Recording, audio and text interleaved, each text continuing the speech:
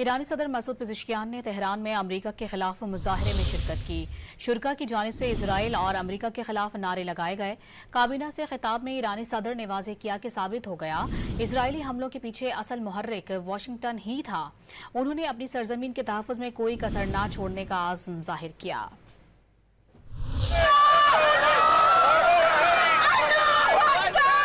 ایرانی دارالحکومت تہران میں امریکہ کے حملے کے خلاف بڑا احتجاجی مظاہرہ کیا گیا، جس میں ایرانی صدر نے بھی شرکت کی۔ مظاہرین نے حال ہی میں شہید ہونے والے ایرانی فوجی افسران کی تصاویر ہاتھوں میں اٹھائی ہوئی تھیں اور وہ امریکہ کے خلاف نعرے لگا رہے تھے۔